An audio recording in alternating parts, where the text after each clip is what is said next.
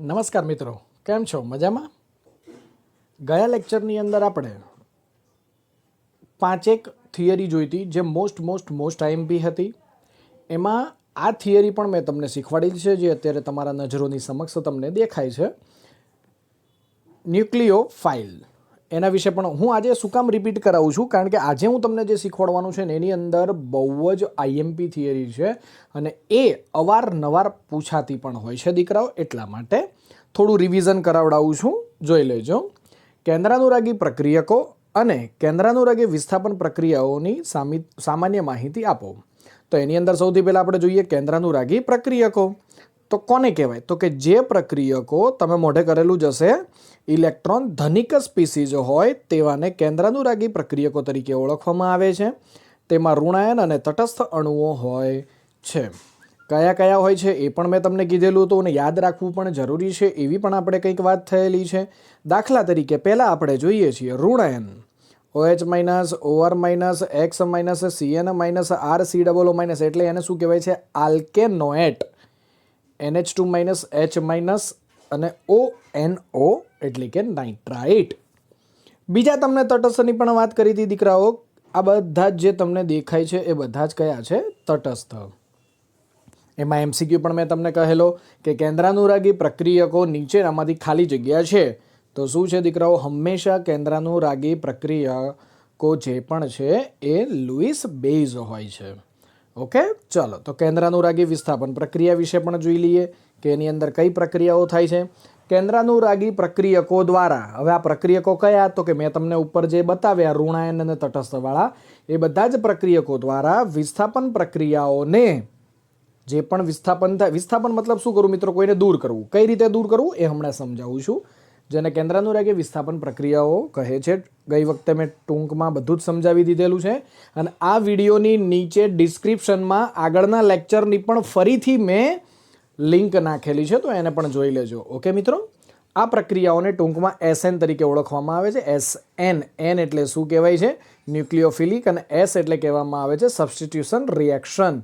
Okay, હવે વિસ્થાપનની વાત થઈ હતી. તો વિસ્થાપન કઈ રીતે હોય છે? કેન્દ્રાનુરાગી પ્રક્રિયક જેને NU વડે દર્શાવાય છે. બાજુમાં તમને કોઈ પણ આલ્કેન આપેલો હશે, હેલો આલ્કેન.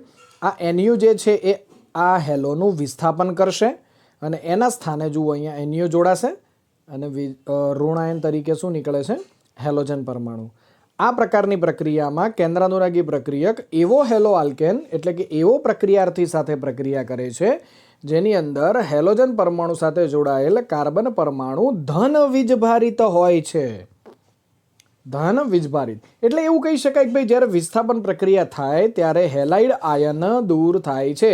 તો હેલાઇડ આયન ફરીથી હું તમને એક વખત બતાવી દઉં. જુઓ અહીંયા તમને X માઇનસ દેખાય છે, એ હેલાઇડ આયન દૂર થાય છે. ચાલો, જેની અંદર કયું સંકરણ હોય છે? કાર્બન સાથે sp3 સંકૃત થયેલું હોય છે. આ બધું સમજાવેલું છે એટલે થોડુંક સ્પીડમાં જઉં છું, બરાબર છે? બાકી તો તમને મોઢે કરી દીધેલું છે એટલે તમને ખ્યાલ જ છે. ચલો, ઉભયદંતી એટલે શું? તો કે બંને તરીકે વર્તતા હોય એવા ઉભયદંતી કહેવાય છે. ઉભયદંતી કેન્દ્રાનુરાગી પ્રક્રિયક એટલે શું? ઉદાહરણ સહિત સમજાવો.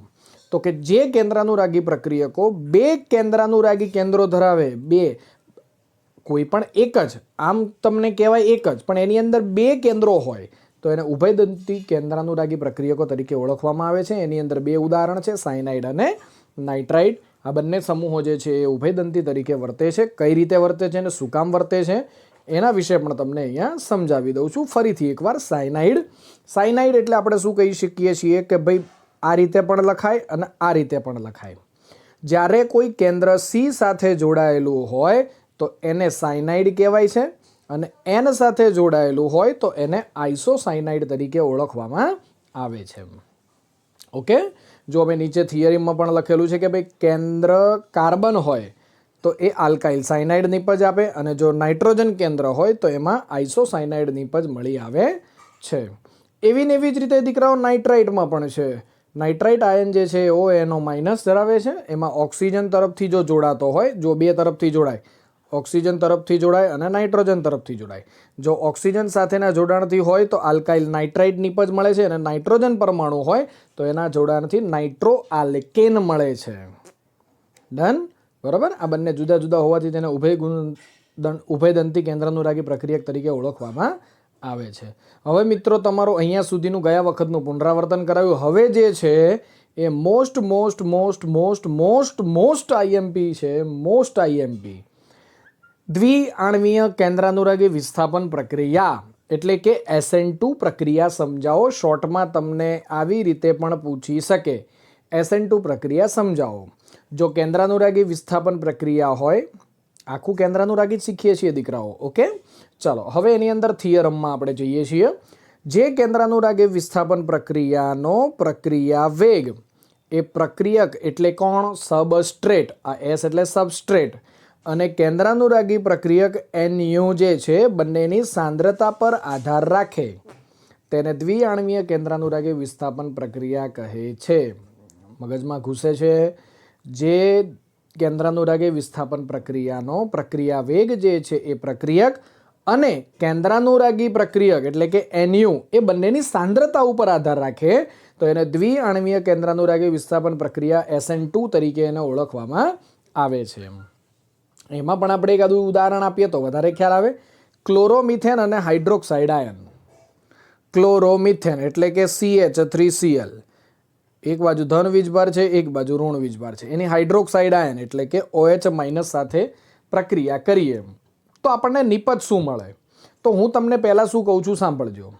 અહીંયા કાર્બન અને ક્લોરીન વચ્ચેનો જે બંધ છે, આપણી પહેલાં જો મધ્યસ્થી નિપજ બનાવીએ છીએ, એ બંધ તૂટેલો નથી, તમને તૂટક આપેલો છે. એનો મતલબ શું થયો કે કાર્બન અને ક્લોરીન વચ્ચે જે બંધ છે એ તૂટવું થઈ રહ્યો છે અને એ જ કાર્બન સાથે પેલો હાઇડ્રોક્સાઇડ આયન છે એ જોડાવું થઈ રહ્યો છે, જે સંપૂર્ણ જોડાયો નથી ને ક્લોરીનવાળો બંધ જે છે સંપૂર્ણ તૂટેલો નથી. આથી એને સંક્રાંતિ અવસ્થા કહેવામાં આવે છે અને આ કાર્બન પાસે sp2 સંકરણ હશે.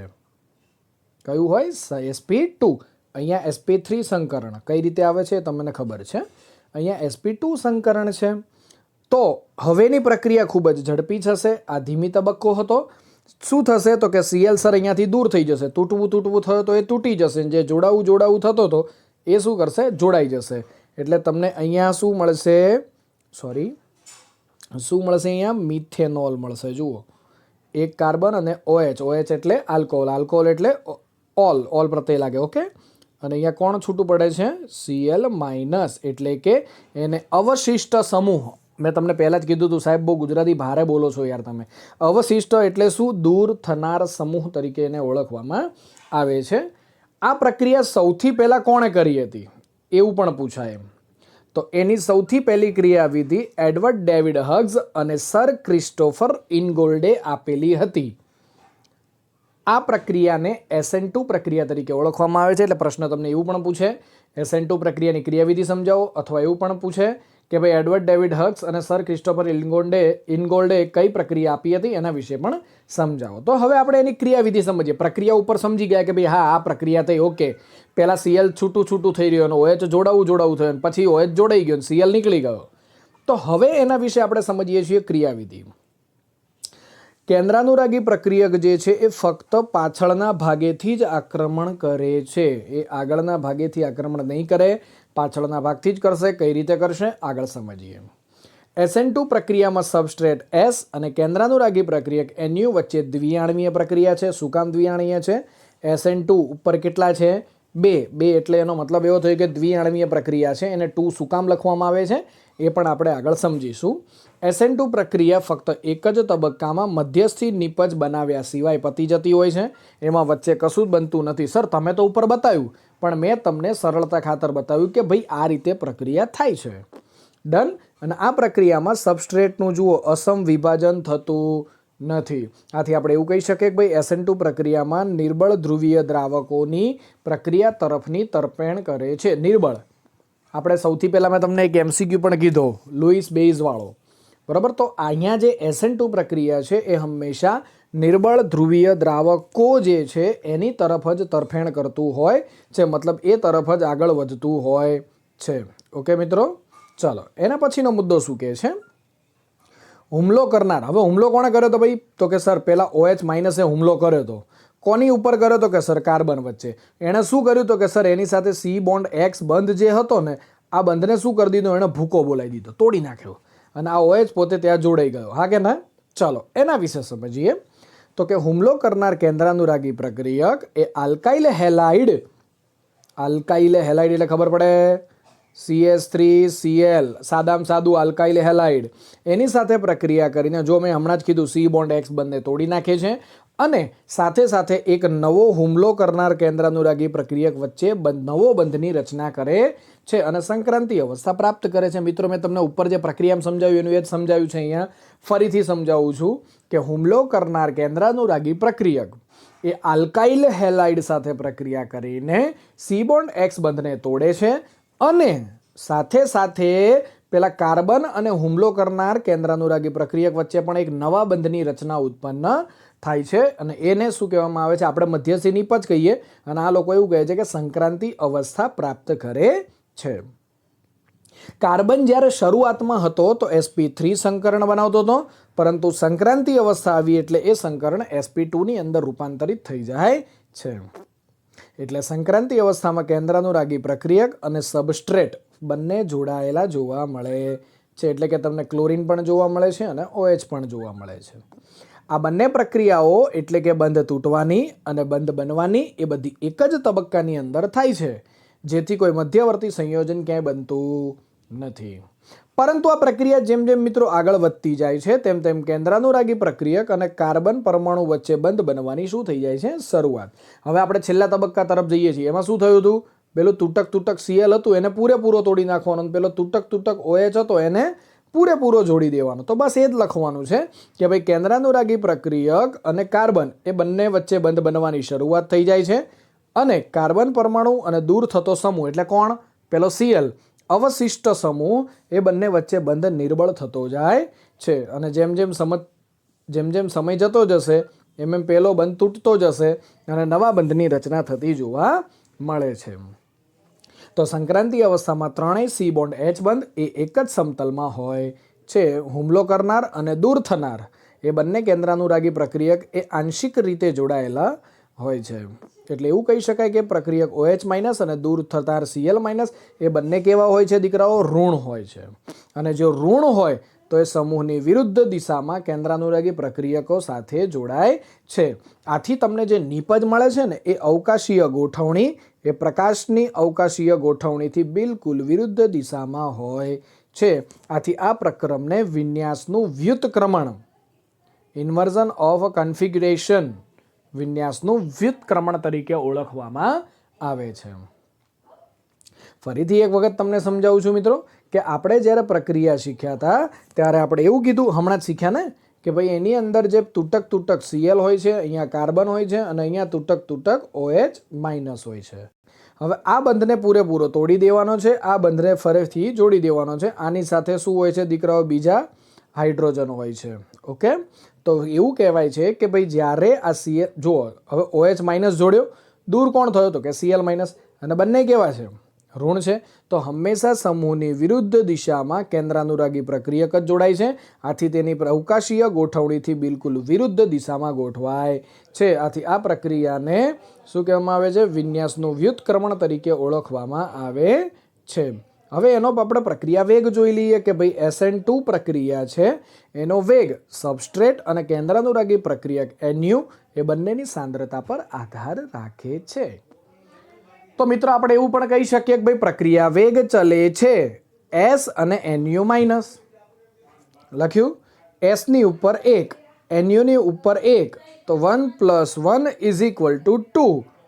તો એ પ્રક્રિયા કયા ક્રમની થાય, દ્વિતીય ક્રમ તરીકે એને ઓળખવામાં આવે છે.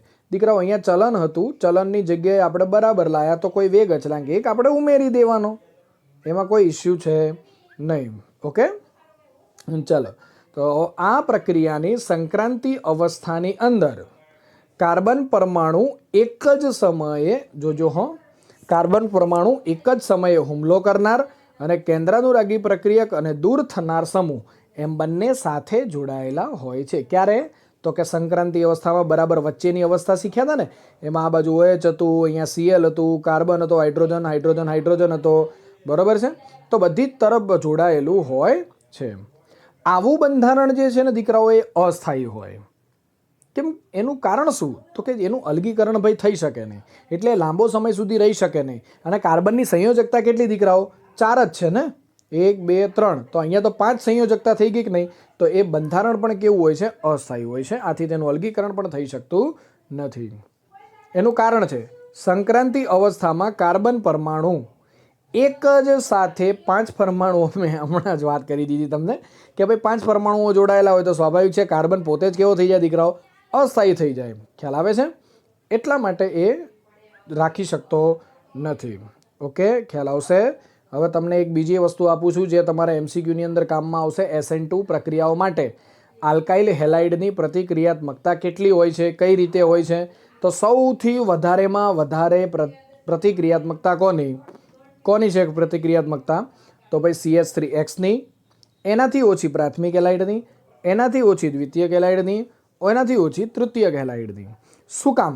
કારણ કે તૃતીયક હેલાઇડ સાથે મોટા મોટા બીજા સમૂહો પણ જોડાયેલા હોય છે. જ્યારે આની અંદર જો એકે સમૂહ હોય નહીં, પોતે જ નાના નાના પરમાણુ છે. આથી એની પ્રતિક્રિયાત્મકતા કેવી હોય છે? થોડી વધારે જોવા મળતી હોય છે. ઓકે મિત્રો? ઓકે, તો ચલો, એટલે CH3X જે છે એ આલ્કાઇલ હેલાઇડની પ્રતિક્રિયાત્મકતા સૌથી ઓછી હોય છે. એનાથી વધારે પ્રાથમિક હેલાઇડની, એનાથી ઓછી દ્વિતીયક હેલાઇડની, એનાથી ઓછી તૃતીયક હેલાઇડની. કારણ કે તૃતીયક હેલાઇડ સાથે બીજા, જો તૃતીયક હેલાઇડ એટલે આપણે શું કીધું હતું? R R R. તો આર એટલે તો ગમે તેટલા કાર્બન આવી શકે ને, તો એ મોટા મોટા સમૂહો હોય એટલા માટે. ઓકે, ચલો, હવે એક તમારો સરસ મજાનો કોયડો છે તમારી ચોપડીનો અંદર, 10.6 નંબરનો કોયડો છે. પ્રતિક્રિયાત્મકતા કોની વધારે છે? તો કે CH2Cl અને Cl, સાયક્લોસીએલ છે અને CH2Cl. આમાંથી કોની સારી? તો ભાઈ બેન્ઝીન ઉપર CH2Cl, CH2Cl. શું કામ? કારણ કે એ પ્રાથમિક હેલાઇડ છે ભાઈ. અને પ્રાથમિક હેલાઇડ આપણે હમણાં જ કીધું, પ્રાથમિક દ્વિતીયક તૃતીયક વાળી વાત થઈ. ફરીથી એક વખત તમને જો ઉપર લઈ જાઉં છું. પ્રાથમિક હેલાઇડ જે છે એની આપણે સક્રિયતા જોઈએ તો કેવી હોય છે? વધારે હોય છે. તો આમાં પ્રાથમિક હેલાઇડ કોણ છે? CH2Cl. બરાબર? તો આપણે એવું પણ કહી શકીએ કે ભાઈ પ્રાથમિક હેલાઇડની SN2 પ્રક્રિયા ઝડપથી આપે છે. અહીંયા I અને અહીંયા Cl. તો આમાં I લીધું. કેમ I લીધું? આઈનું શું છે? મોટું કદ. હવે મોટા કદને કારણે વધુ યોગ્ય અવશિષ્ટ, એટલે કે દૂર થનાર સમૂહ ઝડપથી, મોટું કદ હોય ભાઈ, જુઓ મારી જેવું મોટું કદ કોઈક ધરાવતું હોય, બરાબર, તો એ ઝડપથી દૂર થઈ જાય. રેસમાં તો નીકળે જ નહીં ને આવે જ નહીં, બરાબર. એટલે કેન્દ્રાનુરાગી પ્રક્રિયકની હાજરીની અંદર ઝડપથી દૂર થઈ જાય એટલે કોઈ હળિયો થાય નહીં, બરાબર. એટલે I અને Cl એ બંનેમાંથી આયોડિન જે છે એ બહુ સરળતાથી, કારણ કે કદ મોટું છે એટલે ઝડપથી એ દૂર થઈ શકે છે. ઓકે, તો અહીંયા આપણી SN2 પ્રક્રિયા પૂરી થાય છે. આજના માટે આટલું જ રાખીએ છીએ. IMP છે, મોસ્ટ IMP છે, તૈયાર કરી દેજો. Thank you. જય હિન્દ, જય ભારત.